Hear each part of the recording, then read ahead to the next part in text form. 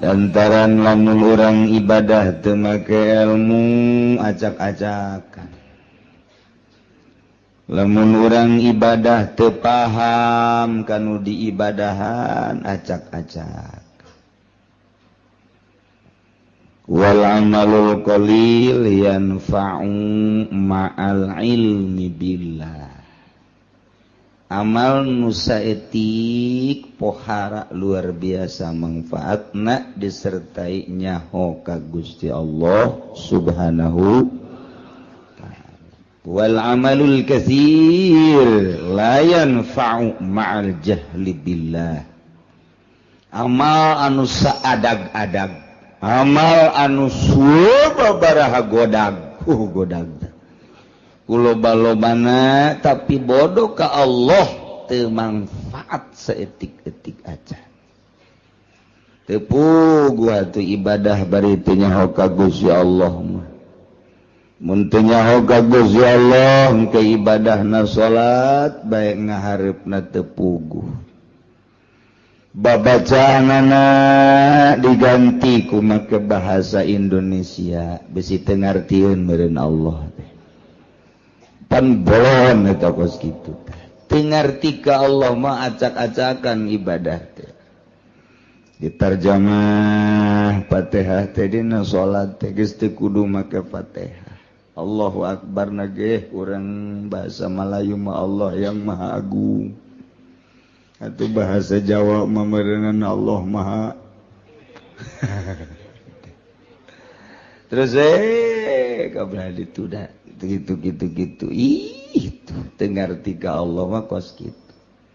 Mentak 2 rakaat jelema nu paham ka Allah nu ngarti ka Allah salat dengan 2 rakaat berbanding 1000 rakaat jeung nu teu ngarti ka Allah masih ke dibandingkeun jeung 1000 rakaat beratan nu 2 rakaat. Tuh coba bayangkeun maca la ilaha illallah anu paham ka Gusti Allah. Komo geus datang ka hakikat mah hiji la ilaha illallah wali nu geus paham ka Gusti Allah dibandingkeun mun ditimbang jeung la ilaha illallah ratusan ribu nu teu paham ka Allah beratan keneh la ilaha illallah hiji dibandingkeun ratusan ribu bahkan jutaan. La ilaha illallah teh lamun aya jauh Ambon we muludan amplopna gede. La ilaha illallah na ge embat. Kitu mah la ilaha illallah anu bebeneran tengah peuting. Eueuh nu kos kitu mah je eueuh cauan. Ta eta la ilaha illallah teh bisa ngabanding urang tek ngadoakeun hiji jelema make la ilaha illallah hiji nu paham ka Allah. Jeung nu berjamaah ratusan ribu jelema hebatan nu hiji. Lantaran hiji ieu mah ngarti ka Gusti Allah. Ta ieu urang ngaji teh hayang ngarti ka Gusti Allah Subhanahu wa taala. Dibandingkeun jeung salat sunah, ieu gedean keneh ngaji. Malah aya nu can salat subuh. Ngaji bae lah pokona heula. Aduh. Cek anu keur dieu ke ziar aing eta teh. Hati-hati salat subuh. Kambe bau bentek teh salat subuh. Insyaallah karim.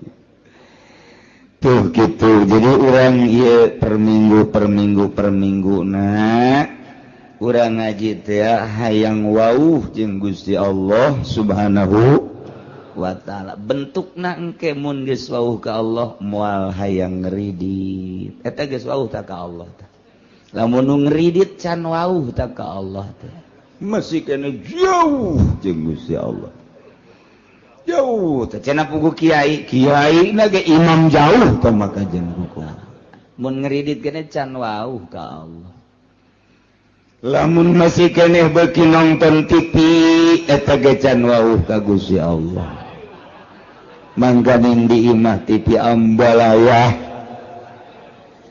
ta eta can wauh ka Allah. Mun geus wauh ka Allah mah teu hayangeun nonton TV teh kecuali nu manfaatna berita-berita informasi-informasi anu memang kitu penting baik politik maupun ekonomi nah eta can wauh teh ka Gusti Allah nu kos itu ngaran lamun jelema keur di kantor jelema keur di ladang jelema keur di toko di pasar ngadenge suara azan nyana hare-hare bae can wauh teh jeung Allah teh jelema barang di tempat teh ku urang di Cikupa loba anu teu wauh di Cikupa mah loba anu teu wauh wayah asar ka Citra wayah magrib di jalan kene datang ka imah parawiyeng Isa aju pake nonton TV itu di Cikupa teh karita Ambalaya ka unggal kecamatan Kasepatan mau nuntut ya pasar Kemis doang tekaliwat ya Allah ya Rabbi teh warau jadi nempo akhlak manusia jeung nempo jelema wauh jeung henteu ka Gusti Allah di deuleu afalna di deuleu pagaweana tuh nu mantak ge urang ieu ngaji hayang wauh ka Gusti Allah subhanahu nu mantak hayang wauh lantaran nu boga neraka jeung nu boga surga Allah mun geus wauh ka Allah mah begitu urang deuk di ka nerakakeun atuh bebeja bae Gusti pan abdi geus wauh ka Gusti keur di dunia nonton TV tilok sekali-kali doang jabar Gusti paling ge abdi mah malam Minggu bae pagi-pagi malam Senin bae pagi di malam Salasa malam Rabu terus-terusan bebeja ka Gusti Allah Gusti Panya abdi kudu dikanaragakeun pan abdi teh wauh ka Gusti ciri wauhna pan abdi teh embung ridit, embung mabok, embung zina. Eta teh abdi nu mantak embung wauh ka Gusti cak Gusti ulah abdi pan henteu. Pancak Gusti salat abdi salat, pancak Gusti puasa abdi puasa. Berarti abdi wauh ka Gusti. Adapun soal kurang husuna mah tuh hampura bae Gusti. Oh. Begitu tah. Oh, cek Gusti jahe coba padahal banget sih ada barang di dalam teh. Oh bener ada herang saya tiga banget. Malaikat amankeun teh mah wauh ka aing. Wauh emang cek malaikat? Ya setengah wauh lah. Tuh, setengah wauh bae salamet. Komo nu wauh jasam. Masya Allah, nu mantak libetkeun diri urang, wauhkeun diri urang, angsongkeun diri urang ka pangajian. Wangsongkeun diri urang ka jelema-jelema nu wauh ka Gusti Allah Subhanahu wa taala. Wauhna urang jeung jelema nu wauh ka Gusti pasti diajak ka Gusti. Lamun urang wauhna ka jelema nu paham ekonomi diajak berekonomi. Urang wauhna jeung jelema nu paham politik diajak berpolitik.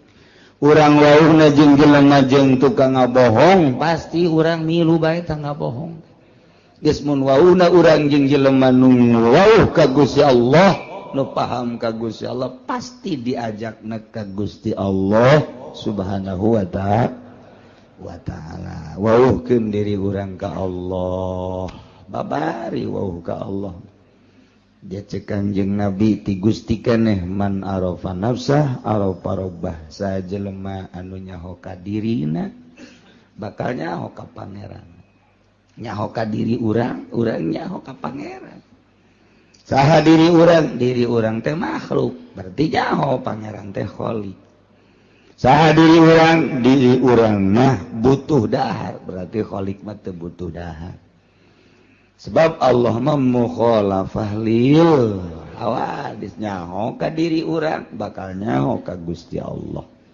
Carana bertauhid coba gerak tibimiti wujud kidam bako mukhalafatus kabelah dituna terus orang bersyariat bertauhid berangkat timimiti aqwal datang ke ahwal urang engke wauh jeung Gusti Allah moal bisa lamun eueuh nu nuduh-nuduh geus kudu dituduh-tuduh. Nah iyalah urang ngaji per minggu ieu teh dituduhkeun supaya wauh ka Gusti Allah Subhanahu wa taala. Tata tadina urang ngaji ka Cilongok can wauh ka Gusti Allah sorangan bae barang geus wauh mah jeung Gusti Allah aya jelema nu milu diajak ku urang tawauh tah ganjaran berarti Allah ridhoeun mun urang ngabonceng kabeneran nu dibonceng najahe